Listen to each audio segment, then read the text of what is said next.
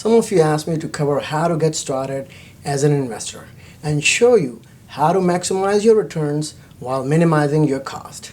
Specific ask was to look at best brokerage account and the offerings they provide. Coming up.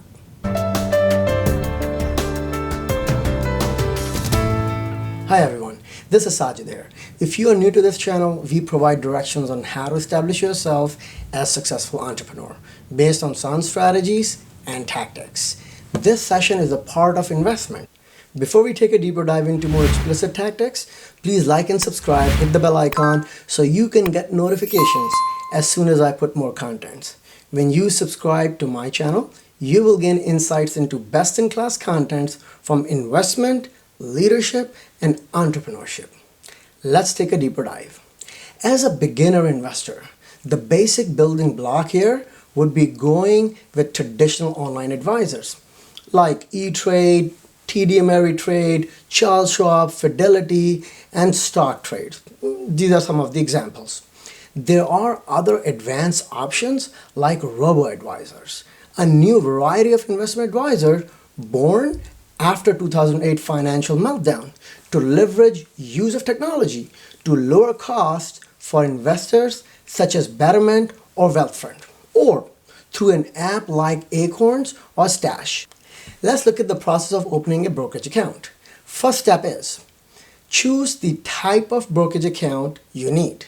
Next, consider the features you want and relevant cost for those features, followed by selection of brokerage account that best fits your needs. Then begin the application process.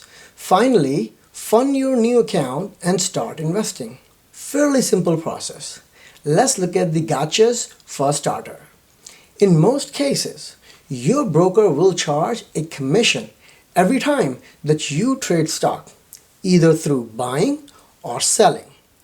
Depending on how often you trade, these fees can add up and affect your profitability. Trading fees range from the low end of $2 per trade, but can be as high as $10 for some discount brokers. If you need to withdraw your money for any reason, you can, especially if you have surplus cash, and it's very similar to checking account withdrawal. But if you have stocks, you would have to sell those stocks, and depending on up-to-date price, you might end up making some money or you might lose some. It's better to hold if price of your stock has gone down.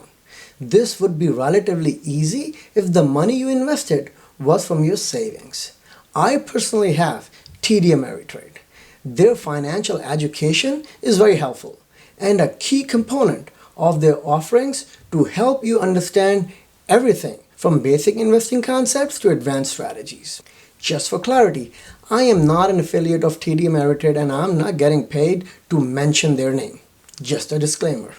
Now, TD Ameritrade do not have any commitment. You can open an account and get familiar with the platform without making a deposit until you are comfortable putting down some money. Make sure you consult with your financial advisor who's certified and can help you make a right decision. These are traditional ways to invest money, but there are a few non-traditional ways as well. I'm referring to cryptocurrencies. The peak we observed a couple of years ago was unsustainable, and after the correction, this is the right time to invest some money into cryptocurrencies. Bear in mind, it's riskier than any other trading investing option. If you have the stomach to invest for long term, you would do just fine. The best time to invest money in these digital assets is now, while bear market is still around. You can diversify your portfolio across asset classes. It includes stocks, bonds, and cash. Industries, for example, consumer goods, energy technology, healthcare, and things like that, right? Company size, I'm referring to large capitalization, mid cap, or small cap stocks. Number 4 is geographic locations, foreign companies or domestic ones that conduct a lot of business overseas. Last but not least, the investing styles.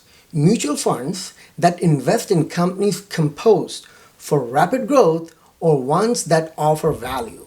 Stocks that produce income by paying out dividends. Let's switch gears. Companies like Coinbase and Robinhood would be your online crypto accounts to buy and sell. It would be better to get to know the platforms like Bitcoin, Ethereum, Litecoin, etc., right? Before you start investing. These digital currencies solve efficiency problems and also create new opportunities and business models within finance sector. For example, they remove middlemen and achieve instantaneous settlement. Cost reduction from a regulatory reporting perspective is another great advantage. Some of the challenges are: number one, blockchain still fairly new technology, making it hard to predict its course, potential roadblocks, and snags. Number two, potential to trigger substantial economic turmoil resulting from the removal of banks. You will get to know both sides of coin, people who love crypto and the other side who are not thrilled with this new norm. Ignore the noise and make your own decisions. So the question here is, where to go from here? Start with proof of concepts to understand technology limits, rather than measuring early deployments on their return on investment. Once you like the tech platform and like their direction, then invest in for long term. Whether you invest in traditional platforms to buy stock, ETFs, or digital currencies via platforms like Coinbase and Robinhood, make sure you take appropriate security measures to protect your investments. It would be better to create a unique account just for trading, especially with two-factor authentication password security to avoid unnecessary risk of exposure for a data breach.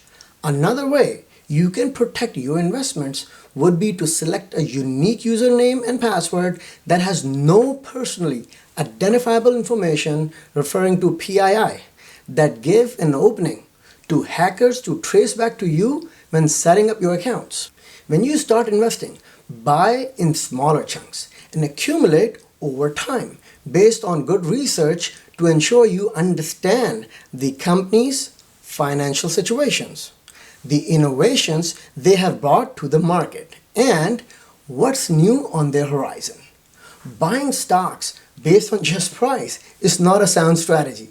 When people are buying, I sell to make money gradually, since no one knows the market peak. Try not to follow the herd. Use data to make an informed decision. Do not rely on single individual to tell you where to invest. Sound investment decisions requires research, and you should be the one who needs to do it. Also, do not invest based on advice from CNBC, the squawk box, right? In some of my follow-up videos, I will provide some stocks that I think are good investments, so stay tuned. Down below in comment section, let me know which investment option are you planning to research and invest. Is it traditional stock or cryptocurrency? Also, let me know what you want me to cover from investment perspective. Love to hear from you. I'll be adding a lot more contents related to investment, leadership, and entrepreneurship. So see you soon. Take care.